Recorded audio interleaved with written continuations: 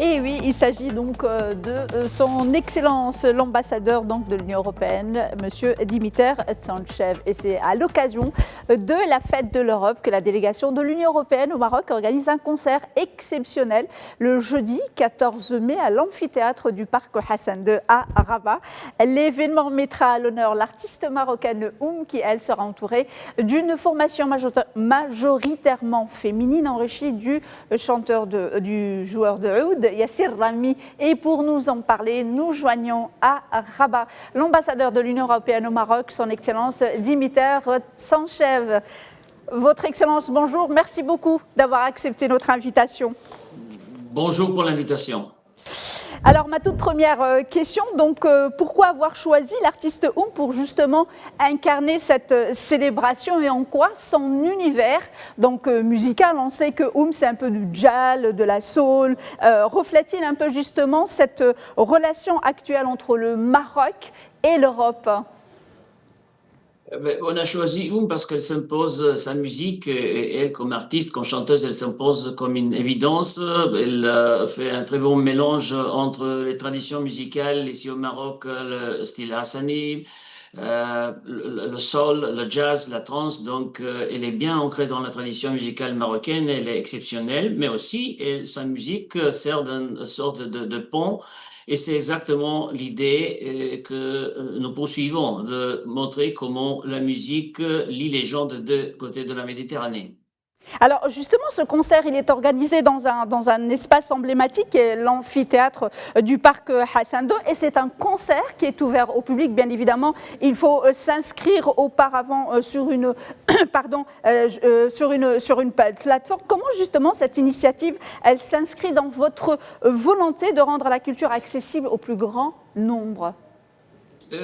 D'abord, on a vraiment voulu ouvrir cette année nos événements au grand public, ce qu'on a fait, et d'ailleurs, toutes les places sont déjà prises. Il y a eu un grand intérêt de la part du public marocain. On a choisi le parc Hassan II parce que c'est un lieu exceptionnel, un lieu où la culture est très visible. C'est pas la première fois que la délégation de l'Union européenne fait ces événements dans ce parc.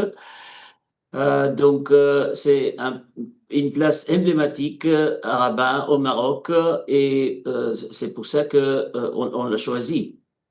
Alors justement, donc, quand on lit un peu le communiqué donc, de la délégation de l'Union européenne, vous mettez en avant la musique comme un langage où les imaginaires circulent concrètement. Comment la coopération culturelle aide-t-elle justement à renforcer le dialogue et la paix, des valeurs héritées de la déclaration de Schuman de 1950 ? Parce qu'il faut rappeler que ce concert est organisé justement à l'occasion de la fête de l'Europe qui est célébrée tous les 9 mai. Oui, vous avez raison, tout le 9 mai, partout dans le monde et en Europe, bien sûr, on célèbre en fait la déclaration Schuman qui a mis les bases pour pour l'établissement de l'Union européenne. Et à la base de cette déclaration, il y a une idée simple qui est que lorsque les gens vivent ensemble, lorsqu'ils sont engagés dans une coopération positive, ils n'ont pas des raisons à se battre l'un contre l'autre. Il n'y a pas un langage meilleur que celui de la culture pour renforcer ses idées et pour donner l'idée au public que voilà, on est là, on est ensemble et on veut continuer ensemble bâtir notre futur commun. Le Maroc est un des pays les plus proches à l'Europe, non seulement géographiquement, mais aussi au niveau des valeurs. Il faut rappeler ici que le Maroc est le pays africain, arabe, qui a posé sa candidature pour l'Union européenne déjà il y a plus de 40 ans. Bien sûr, c'est pas le cas parce que géographiquement, le Maroc est un pays africain, mais ça montre aussi l'ambition. Et cette ambition, elle est poursuivie de notre côté aussi. Donc, on est ensemble et par la culture, on fait énormément de choses ensemble qui sont pour les industries culturelles, pour les jeunes, pour les artistes. Alors justement, Votre Excellence, vous disiez enfin, dans ce communiqué que le partenariat entre l'UE et le Maroc est vivant, il est ancré et il est surtout concret. Outre ces grands événements comme ce concert, quels sont un peu les autres piliers de cette coopération culturelle pour les années à venir ? J'ai déjà mentionné les industries culturelles et créatives qu'on soutient. On a des différents projets. On a le projet Kawalis qui est mis en œuvre par la fondation IBA. C'est un projet qui sert d'incubateur qui accompagne les jeunes porteurs des projets culturels et créatifs. On prête notre soutien technique, financier.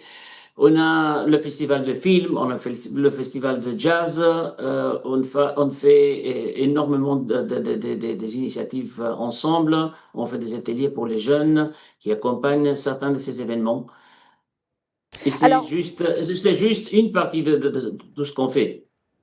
Bien évidemment, j'imagine qu'il y a beaucoup de projets communs entre le Maroc et l'Union européenne. Alors, vous disiez ce concert est une belle résonance de l'esprit du pacte pour la Méditerranée. Pourriez-vous un peu nous expliquer comment ce cadre commun va transformer ou intensifier les échanges culturels entre vous et justement le Maroc ?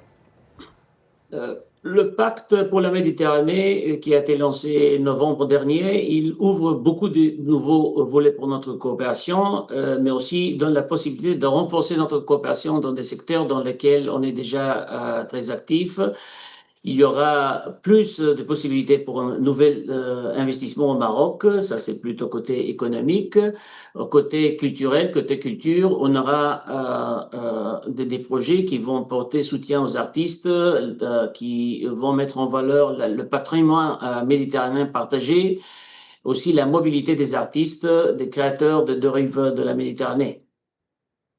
Alors, juste une toute dernière question et très brièvement, Votre Excellence. Donc, le Maroc et l'Europe construisent ensemble depuis des décennies, on n'a plus besoin de le démontrer.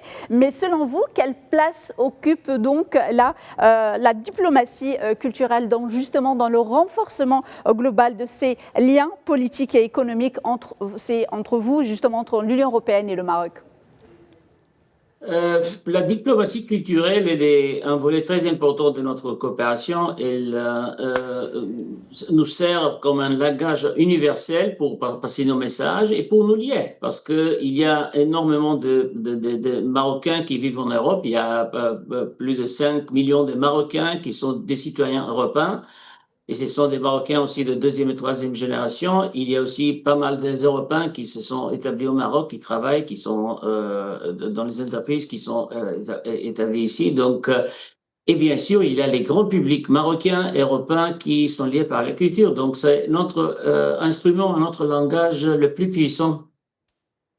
Merci beaucoup, Votre Excellence, d'avoir accepté notre invitation. Je rappelle que vous êtes ambassadeur de l'Union européenne au Maroc et que vous organisez demain, jeudi 14, donc un concert avec et ça se passera à l'amphithéâtre du parc Hassan II à Rabat. Merci encore pour d'avoir accepté notre invitation.